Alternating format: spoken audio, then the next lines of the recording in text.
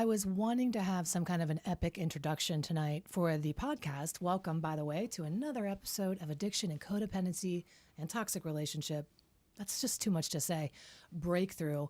I am so glad you're here. I am Heidi Rain. I am here with my epic, legendary husband, Doug McGurk. And together, we're going to talk about something so important tonight. I was so fired up about this topic. In fact, I've been keeping a running note in my phone. You do that too? You keep running notes in your phone?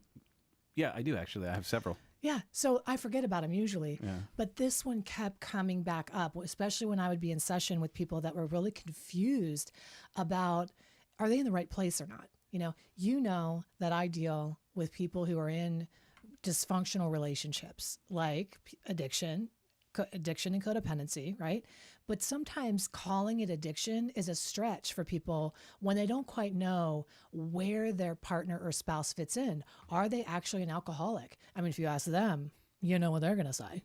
They're going to say, I'm not an alcoholic. I'm fine, just fine. You don't know what an alcoholic. In fact, when I actually was a binge drinker and people would ask me, hey, do you think you might be like an alcoholic, have a thing? And I'd be like, I'd be livid and I would go, I'm not an alcoholic. My dad's an alcoholic. Okay. I know what an alcoholic is. So when you think of an alcoholic, this isn't one. What do you think an alcoholic is? And in the traditional, what do you think most people, not you, but what do you think most people think when I say, hey, are they an alcoholic?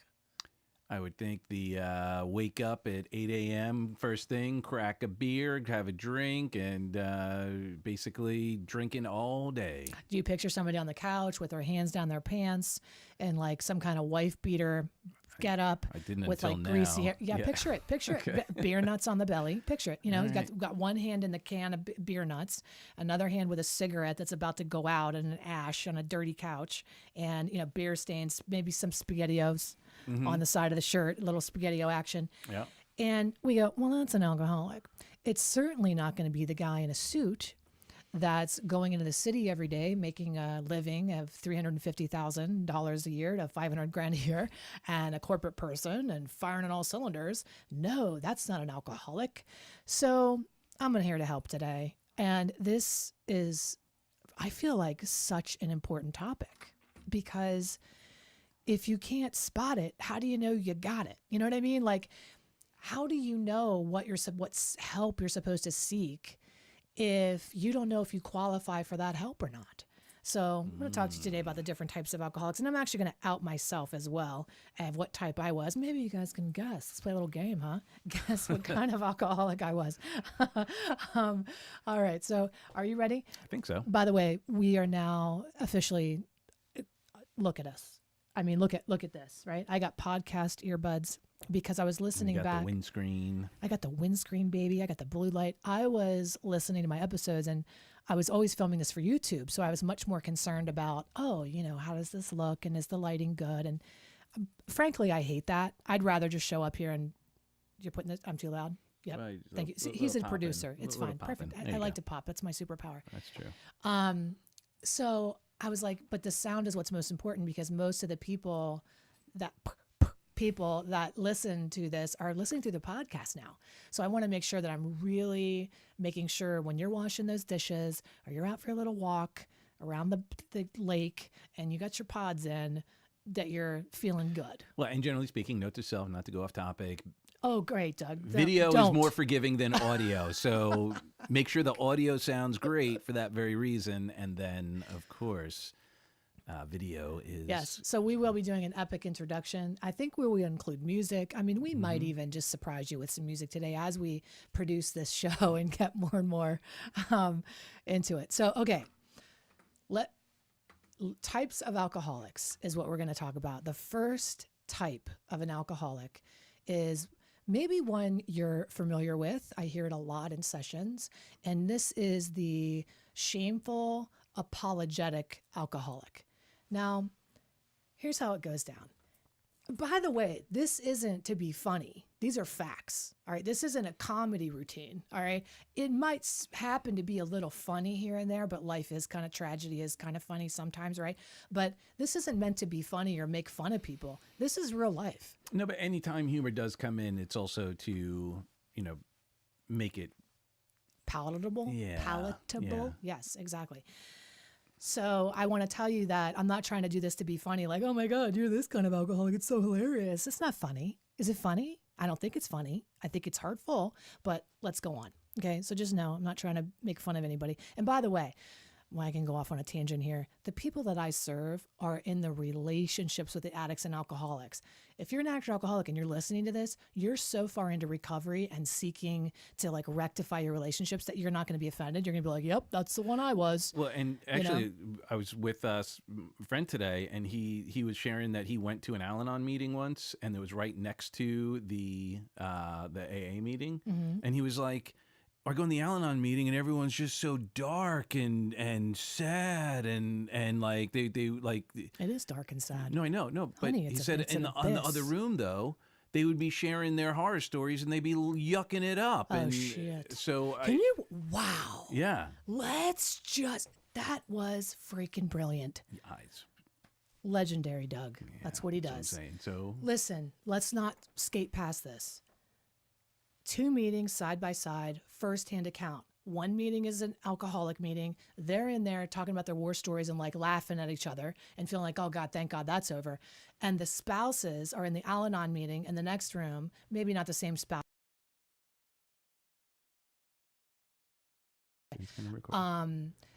On the other side are the spouses and nobody's laughing. They're crying. So that is the reality. And there's not a lot of help for people that are in relationships with addicts and alcoholics. And that's why I, Heidi Rain, have filled the gap. You're welcome. All right, let's go. The apologetic, shameful alcoholic. This one is hard to get mad at. You want to be mad. You're like, they did the thing again. They let's do something really serious. Let's say they drove with the kids under the influence. Let's say that. This is a big one, and I hear this one a lot. They drove with the kids under the influence, and by the grace of God, nothing bad happened. So the shameful apologetic alcoholic has an episode that's pretty devastating, but what do? They come back and own it kind of immediately. You're not having to go to them and tell them that, hey, you screwed up. Look how bad this is. They're coming to you going, I can't believe I did that. That is so out of character for me. I'm never going to do that again. I've learned my lesson. This is so horrible. They cry. They feel terrible about it. They promise they're never going to do it again. And in that moment, you're feeling like, oh, thank God they're not an alcoholic. Right? Because they owned it. Yeah, you're like, an alcoholic doesn't realize, so thank God they're not an alcoholic. They're just like, it's a little bit of an issue. They made a mistake. Now, how does this become a type of person? Well, types are the result of patterns. Okay, so if it continues to happen where there are more instances where they have driven drunk again, then the apologetic alcoholic isn't truly sorry. The apologetic alcoholic is manipulating you to shut you up so that they can do again and just get you off their back. They're going to cut you off at the pass. They're going to tell you what you need to hear. They're going to do it before you do it so that they don't have to go through it. But there's no real change. And anytime there's an apology attached to nothing, it's a manipulation. An apology without change is an empty promise, right? So we don't fall for that. So do you want to say anything else about the apologetic alcoholic? What do you think? Well, I agree. I think there is an element of they are sorry, but because they're addicted, they can't help themselves again. Like, yes, that's the part of the brain that doesn't connect. So while it seems genuine at the time, it is genuine at the time. And yet, once they get back into that mode, that's what makes it addiction, is the lack of ability to play the tape. And this is where we get lost. That's a very good point, because where we get lost is we think, well, they can see it, so they must not be an alcoholic. They're willing to change. But the very nature of addiction is a disease of denial. That is the foundational root of addiction, is denial. Well, the foundational root of relationship is attachment. That's my theory, and I'm writing a book to prove it. However, the foundation of addiction is built on denial.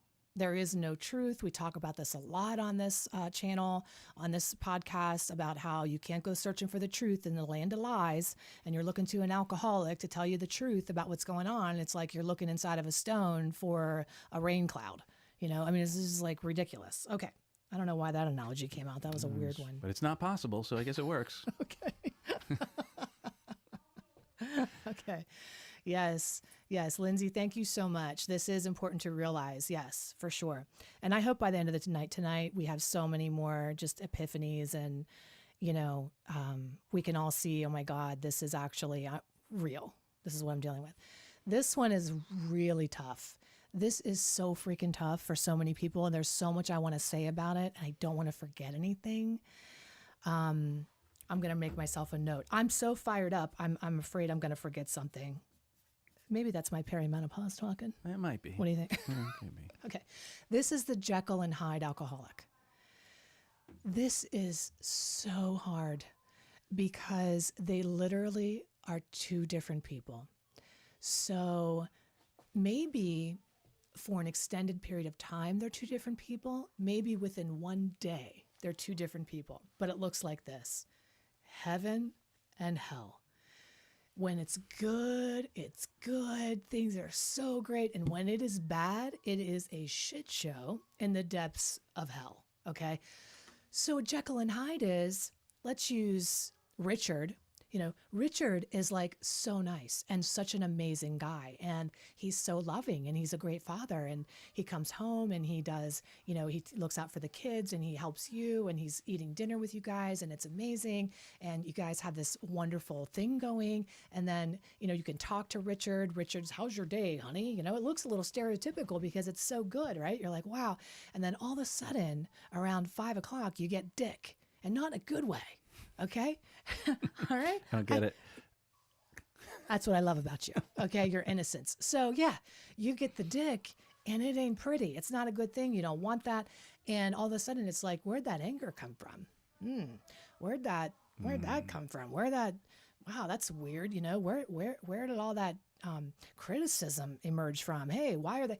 And then all of a sudden they lean on the apologetic alcoholic the next day and say, oh my God, I don't know. That wasn't me.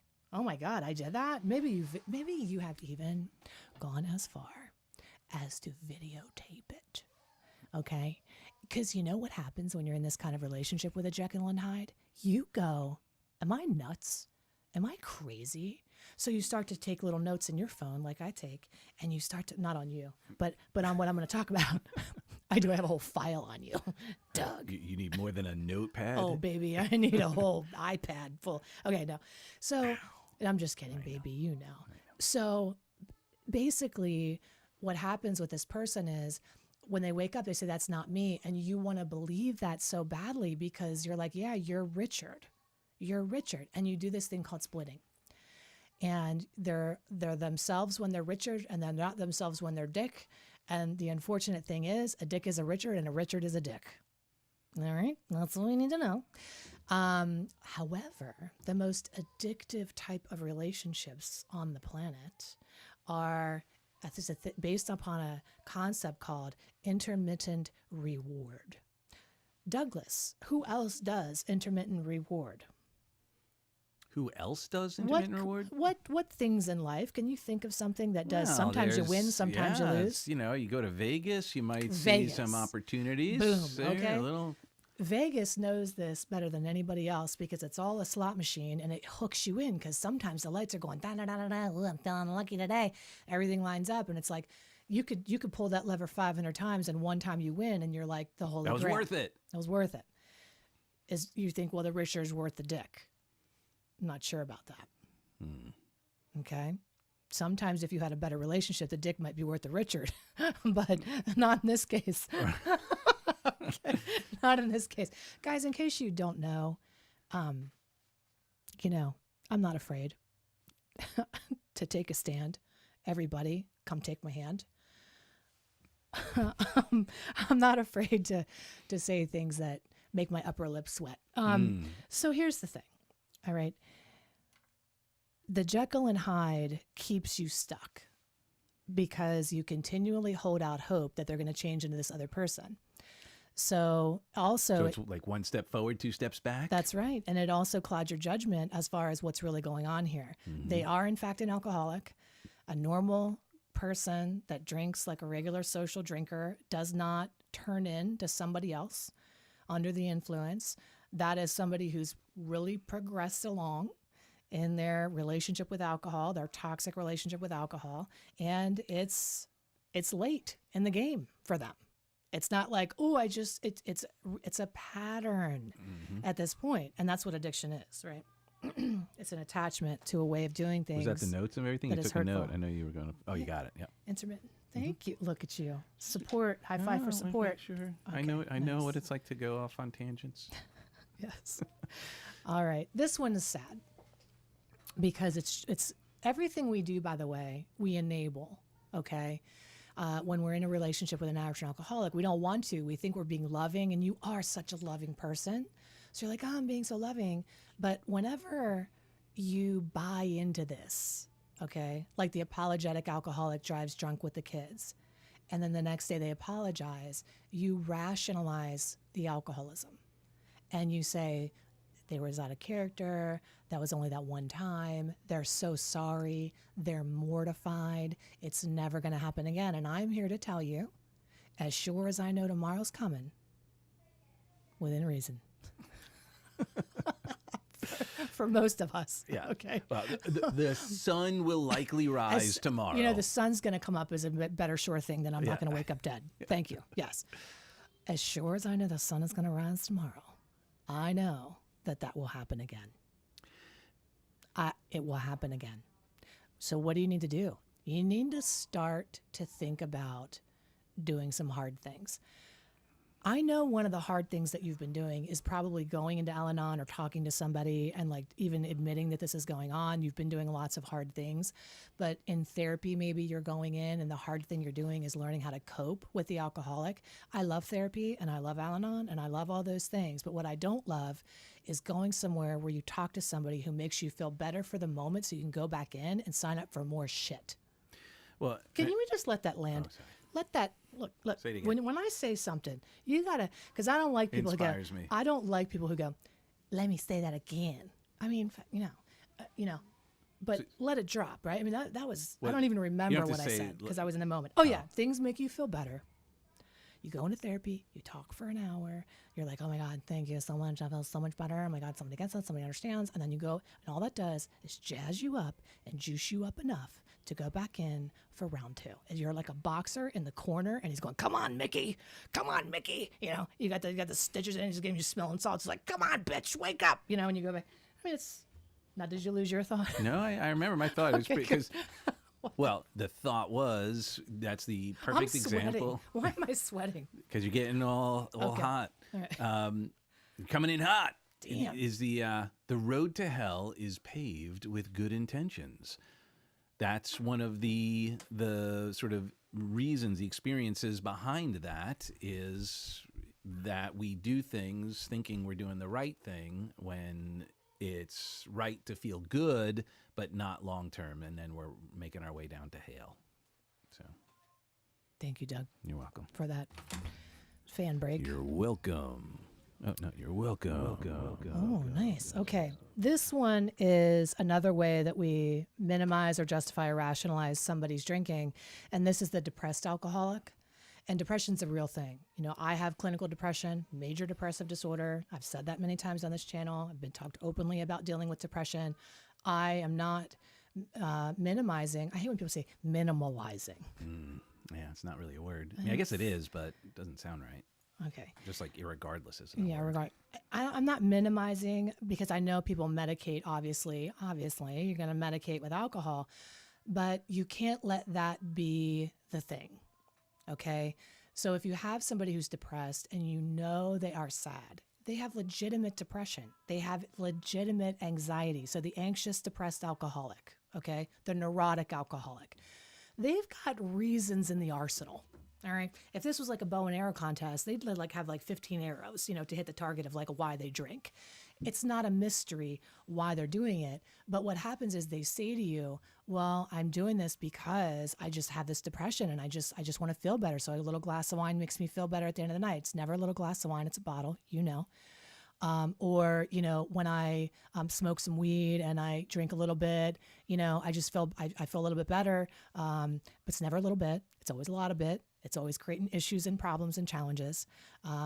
Or, I'm just anxious and I've just got to have those beers before I do anything. So you can look at this person and go, I get it.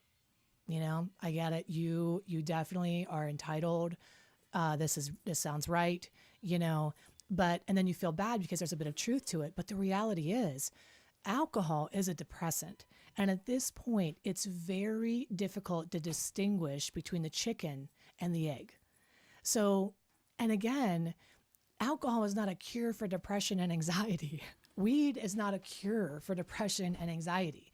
A lot of the medications that people are taking are not a cure for anything that we take for anything at all, okay, is an aid as part of a tool and a tool belt. A temporary intervention. All right. So I do know people who have used substances as interventions, as part of a plan, as part of a program. Some people have gone on ayahuasca retreats and done that as a gateway into deeper understanding and experiment with plant medicine and things like this. I'm not really talking about that. I'm talking about a patterned person that every day is having a 6-pack and weed and they're drinking 2 bottles of wine and they're telling you it's because they're medicating their anxiety and depression. That is not a good plan.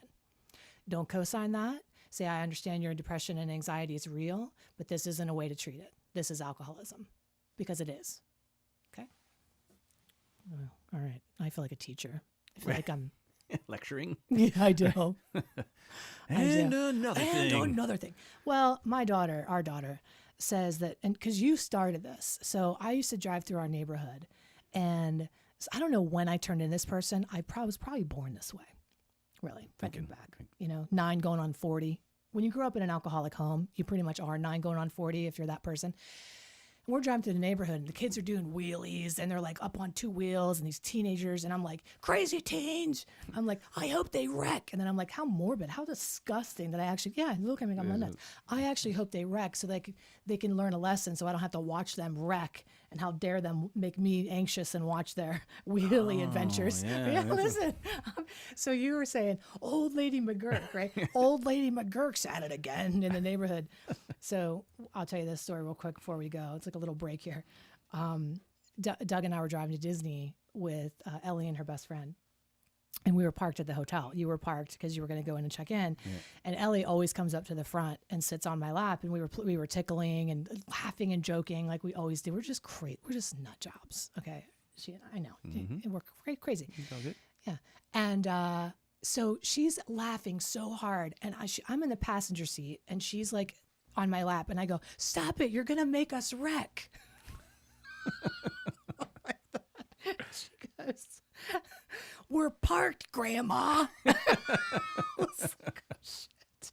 I don't think I laughed that hard in a really long time. I laughed so hard.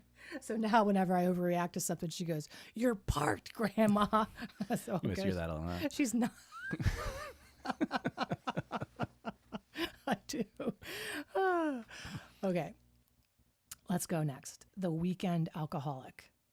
The weekend warrior. The weekend alcoholic. Yes, formerly known as the weekend warrior. Listen, this is a tough one because if you're thinking that alcoholic is a person who can't stop every day and they have to get up and drink or they're shaking or they're whatever, there's a lot of different flavors of alcoholism, and the weekend alcoholic is a real thing.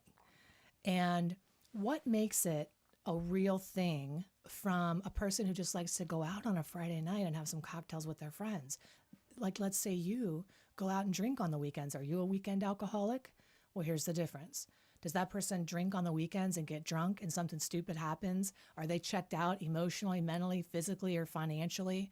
Does their alcohol take them out of themselves and they lose themselves over the course of the weekend? Are they going into the weekend to attempt to check out with alcohol or drugs on purpose? Then that is a weekend alcoholic. And so you might be saying as a spouse, or they say to you, hey, Monday through Friday, I go to work. I pay all the bills. I do all the things I need to do. I just need a release. I just need it. Yeah, I mean,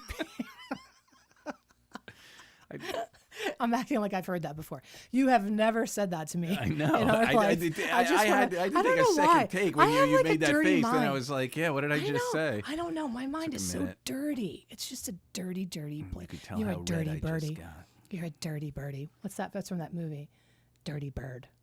I don't It's remember. from where she hit him with the sledgehammer in the legs, and she was an author, and she was going Oh, to write Misery. her book.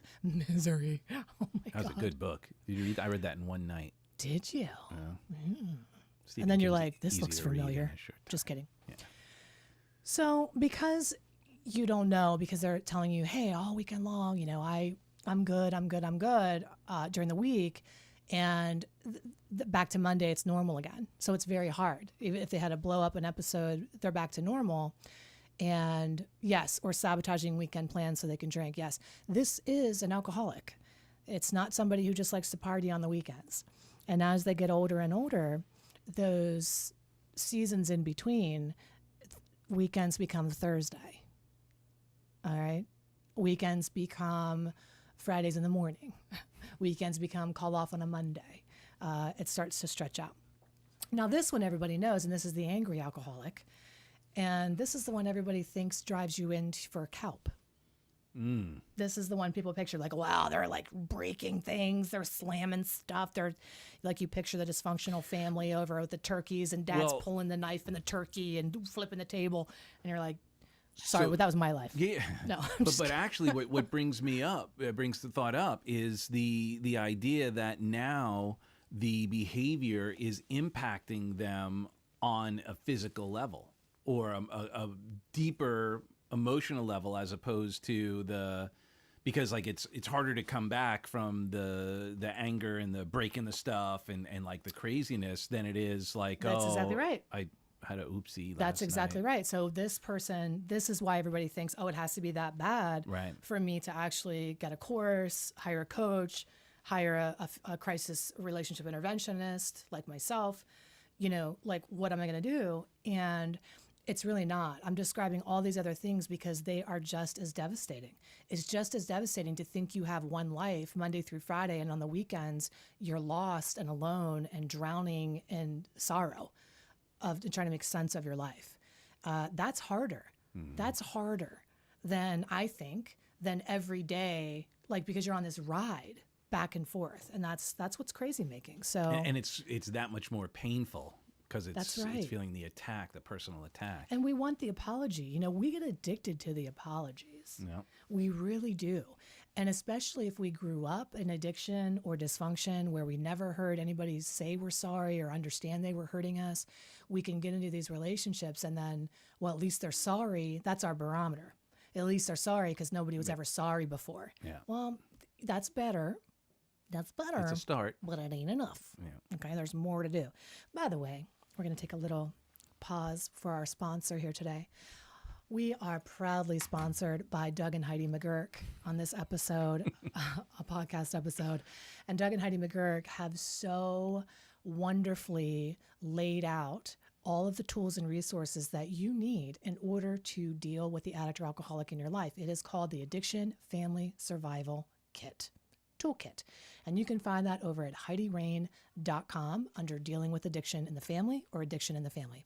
In this kit, you have hours and hours of live recorded coaching content on subjects like staying or going, gaslighting, manipulating, filing for divorce, not filing for divorce, how to tell children. Everything you could possibly imagine is covered, plus A to Z on an educational track of how addiction happens, what does recovery look like, and how to get somebody the best possible help. Also, my husband is a certified hypnotherapist, and in that is endless hours of hypnotherapy and a whole course on how to manage your emotions in the middle of a shitstorm. We encourage you to get your hot little beautiful hands on that immediately. Go over to HeidiRain.com. Thank you, Doug and Heidi, for sponsoring this. You're welcome. Alrighty, let's keep going. So this one is kind of like a weekend, but a little worse. It is called the episodic alcoholic, also known as the binge alcoholic, episodic alcoholic, or periodic alcoholic. And this person can go longer than a weekend. This is one of the craziest patterns of an alcoholic. And by the way, I say alcoholic, trust me when I tell you, I can insert gambling, sex, Well, all behavior addictions. all behavior addictions, any drugs, I can just say anything. But this is really hard because months can go by. And then the argument is, I'm not an addict. I'm not an alcoholic. Look, I can go months. I can go weeks. And they do.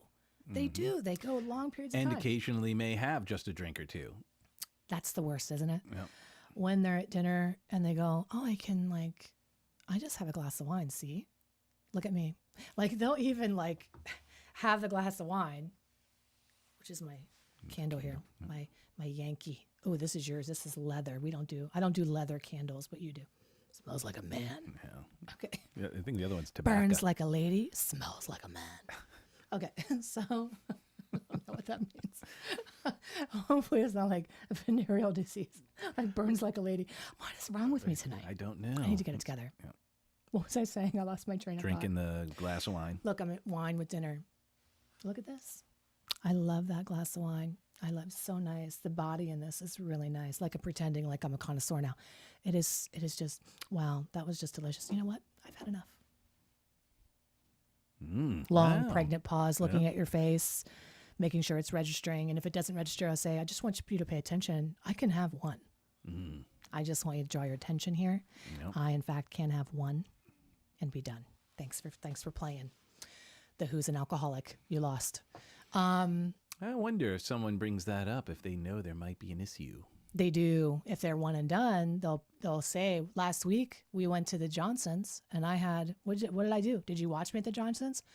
Did you see the alcohol coming around? Did you watch me have, how many glasses of wine did you see me have at the Johnsons? I had one glass of wine. If I'm an alcoholic, how could I go to the Johnsons and have one glass of wine? What's the matter with you, right? So an episodic periodic alcoholic can go lots of stretches in between. And still, when they use the substance, their life goes off the rails. These are the disappearing people. These are the people who will go on a bender. You won't see them. They'll hide out. You don't know where they are. You're like, what happened? They don't always disappear. Sometimes they do this stuff right in your own home, but it takes them weeks or days, sometimes even months to get back on track. Or it could be like, a 5-day thing where they go on, just every Christmas they go off the rails. Or whatever. So what do you do in a situation like that? So much of the work that we do is helping you decide what you're signed up for. You need to know nothing's right or wrong. Do I stay with an episodic alcoholic? Do I stay with a weekend warrior? If I wanted to stay with a weekend warrior, how would I do that? These are questions I want to help you answer and can help you answer, because it's not like you should just leave if that's not the plan for you. Maybe there's a different way for you, and we got to figure out what that is. Hi, Doug. Hi. The responsible alcoholic. This is a version of a person who drinks, acts like a fool, forgets their name, goes out socially, acts like a crazy cuckoo bird, and wakes up and goes to the gym and gets a green smoothie on the way. I think I know people like that. You do? Who do you know like that? They get up, they go to work, they make it happen, they never miss a day, They do everything, they drink green smoothies, they go to the gym, and they drink like a fish and forget their own name, and they wake up when the alarm goes off. Yeah, it was just funny this morning at the gym. Someone said, "Oh, he's coming in from the sauna. He tied one on last night, and he's sweating it out." That's right. Hey, they know what to do, right? Yeah. They get drunk, they go. This is also called the functioning alcoholic, is the responsible alcoholic. And this one's really tough, especially, I find that, a lot of the clients that I get, I have men and women equally in my coaching and courses and things like this. Men tend to stay in these because they want to see if they can save the dream. A lot of the times men get in a relationship with a woman that they need to rescue, and they feel like, I can save her, and they try everything they can to do it. And until they realize what will happen usually is they have kids, and the kids start to notice, and they start to go, I want to be a good husband, but I got to be a good dad. That's the calls I get. And by the way, if you want to book a consultation, you can do that over at HeidiRain.com. And the women who stay in these dynamics are either two kinds of women. that reach out. There's two kinds of women that reach out. One is the breadwinner woman who she works her ever loving ass off. She takes care of everything. She pays all the bills. She runs the whole show, and he is like not doing a damn thing. He's like laying around. He's drinking. He's like not showing up for work. He's like lazy, and she's making the whole thing go down. And she just wants him to step up. Or there's also, and sometimes he does and sometimes he doesn't, or a woman who he is the successful person in the relationship and he's making all the financial decisions. And I'm going to tell you who it's harder for is sometimes that woman who feels like she has to rob Peter to pay Paul. She channels that inner, for lack of a better word, it's like a transactional relationship where she's like, well, is this what I have to put up with in order to have what I want? And I'm telling you, no, it's not. And that's oftentimes also addiction to other things. Mm-hmm. I have so many, but I'm not going to go through all of these tonight. If you want more, we'll do another series on this. Another one is a garage alcoholic. This is where you never see them drinking. The kids never see them drinking, but they like come in from the garage and they fall down. And you're like, what the hell's going on in the garage? They hide it. It's my workshop. They hide it everywhere. And I've had people say, I don't know how somebody is so drunk because they only had like 2 beers. Honey, they're drinking shots. It's like alcoholism is like a cockroach farm. You know what I mean? It's like you go into the hoarder house. Alcoholism is like a hoarder house. An emotional hoarder house? It's an emotional hoarder house. You go into that house and you start piling up the carpet and maybe one little scurry little roach runs across. And then all of a sudden you pull back the wall and there's the infestation. And you're like, holy shit, that's alcoholism. That's alcoholism. So, all right, garage alcoholic, religious alcoholic. This one's really hard. This is one that goes to church and gets resaved every Sunday. They pray to Jesus. They know that God's going to relieve the obsession from them. I did a whole episode just on the lie people tell that God saved them and why, even though God does help people and pour into people, we still have to do the damn thing. Okay. Is it pray like everything depends on God and act as if everything depends on you? Said in your radio voice. Indeed. Hey guys, this one's especially for the men. Okay. So women, you don't have to listen to this one if you don't want to, but maybe you can remember and praise and say, amen, hallelujah. I'm so glad that she's talking about this. Okay. The promiscuous alcoholic. This is if you're a man, you're in a relationship with a woman who, when she drinks, she suddenly wants to fuck you. She suddenly wants to have sex with you. She becomes available. She opens up. She loosens up. She's ready to go. It's not your favorite thing. It's not your first choice. You certainly would love her to be alive and with it, okay? But you'll take anything because the only time she's interested in you or wants you is when she's had a couple. Whoa, you're in a tricky spot because on the one hand, you're like, well, I love her and I want to have sex with her. And so if I ask her to stop drinking, she will not want to have sex with me. So if she doesn't drink, she won't. If she doesn't drink, she won't have sex with me. So it's a lose-lose. Listen, I want to tell you something right now. Nothing is sexier than a man who stands the ground for the woman that he loves. Okay? Nothing is sexier than a man who's prepared to go to battle for the woman he loves. And the battle is won by taking a stand, by saying, I love you too much to do this to you. I want you to love you too much to do this to you, but I'm going to love you enough for the both of us and say that intimacy comes from a place of authenticity from here on out. And that's going to take some courage on your part, but I want you to understand that you giving into that and placating that is helping her hurt herself. And that's not okay. There, the more you know. Now the rainbow goes over with the star. I should get that sound effect. All right, guys. I think that's quite enough. I think here... what about the closet drinker? That's pretty much the same as the garage drinker. It's the garage alcoholic. It's the hiding. It's the garage alcoholic. Yes, the closet alcoholic is the same thing. This is a person who does everything behind the scenes. And this is what I was talking about with the hoarder episode. Once you uncover it, you're like, oh, wow, I had no idea. Cindy wants to know, how can some people drink a lot and never seem drunk? Well, I think there's a certain point in alcoholism where, and with any drug, okay, when I first start taking something the first time I have it, let's use, okay, there's a dopamine percentage for all the different types of drugs, okay? So, and any substance is providing a dopamine rush. So whenever I have a substance, let's just take an Oreo cookie, for example. I have an Oreo cookie. I increase my happiness, my dopamine, by 50%. So maybe you might not notice that, right? You might not, right? Maybe a little bit. But if I have a glass of wine and I increase my dopamine by a couple 100%, then I start to feel really good. And you might notice that, right? But eventually, the more I provide the dopamine through the substance, my brain stops production of the dopamine and starts to rely on the substance to get it. So where I started initially with my substance, I'm now at a deficit because now my brain's not producing those feel-good chemicals anymore. And that's why all the things that used to make me happy and let me up don't. And now I'm drinking to feel normal. Now I'm not drinking to feel fucked up. I'm drinking to feel normal. I'm using to feel normal, not get high. In fact, it's hard for people to get high. They try to get high so much that they die trying to get high, okay? Because they don't even realize they're not getting there. They're not getting there anymore. They need more. They need more. They need more. There's a great video or a great episode called The Best and Simplest Explanation of Addiction of All Time. It is on this channel. I highly encourage you to watch it. I am going to refilm it because I did it one night during a storm and it's not the best. So, but it's called The Best, so it is. It is. Yeah. So that explains how addiction happens. It's a miraculous. Maybe I'll do that on another live sometime. Okay.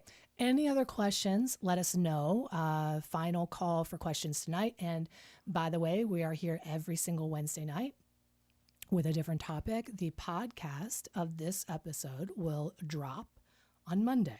So it's Wednesday night when we film, and Monday is the podcast drop. So if you're a podcast listener, hello. It's so lovely to not see you, but be with you on your walk or doing the dishes or your gym. If you want to catch me live and you want to come on and talk with us or ask a question, you're more than welcome to come on here. If you want to remain anonymous, no worries. We also are streaming live in our private hidden Facebook group, which is Addiction and Codependency Breakthrough with Heidi Rain. You can also kind of watch in there, and there's other people watching with you. Maybe you can start a little watch party. That'd be fun. Okay, one more question.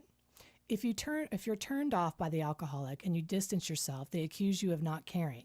Then they go out and cheat. Do they not see or care why you are distancing yourself from them? So,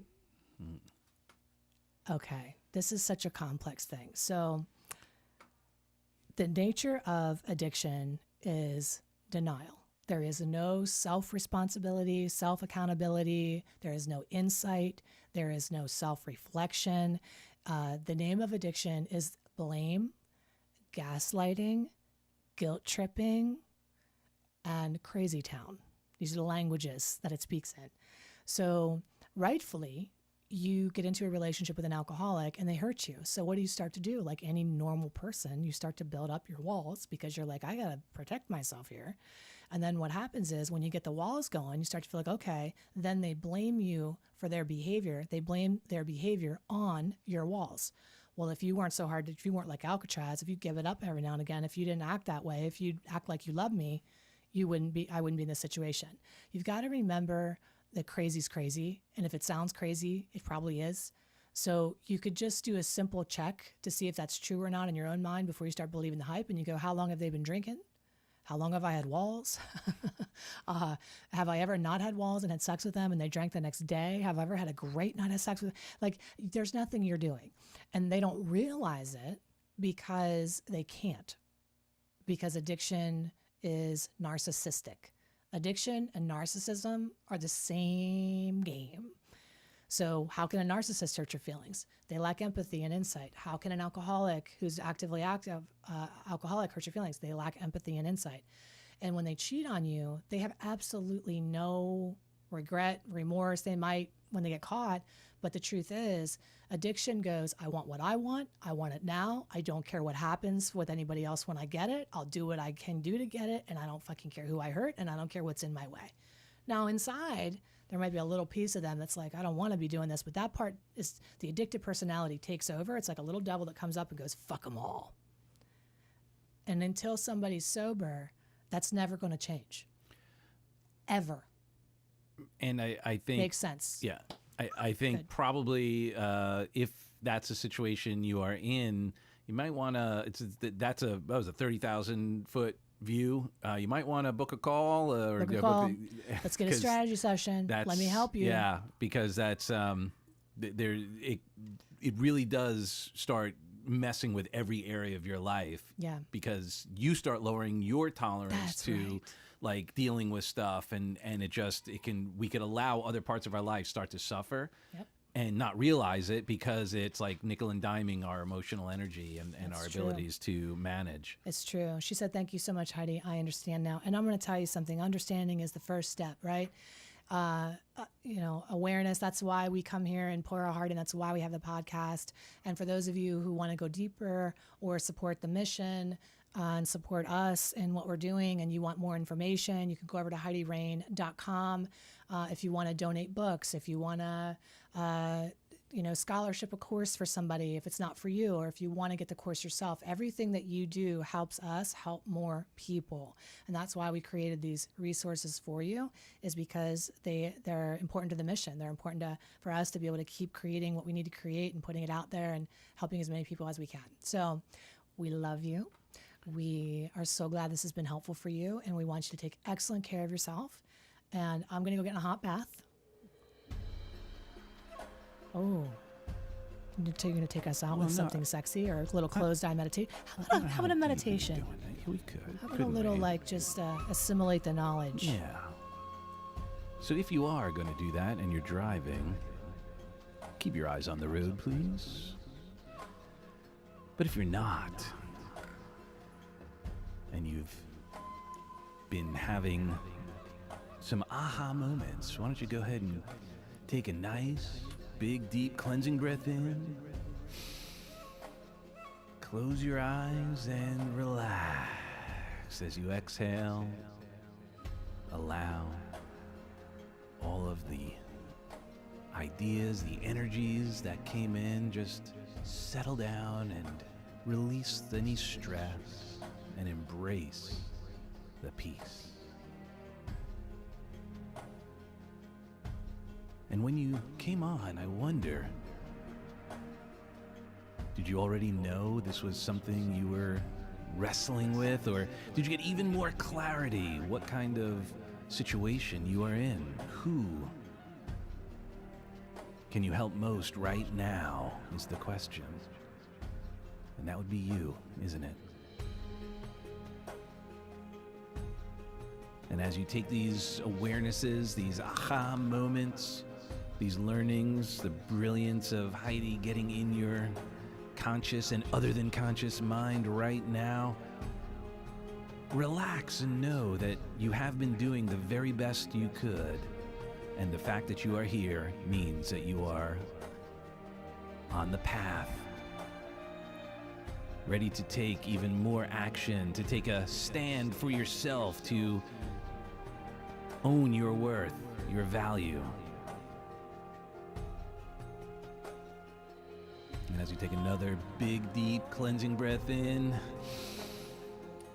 and relax, know that tonight, as you slumber, you will integrate and align what you truly believe and get even more clear as to what your next steps will be, won't you? Knowing that everything you need is within your reach, and all you need to do is take hold and bring that in and incorporate that into your being. Know that you are highly favored, blessed, and truly loved.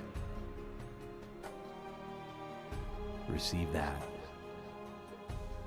We love you for who you are and who you aren't.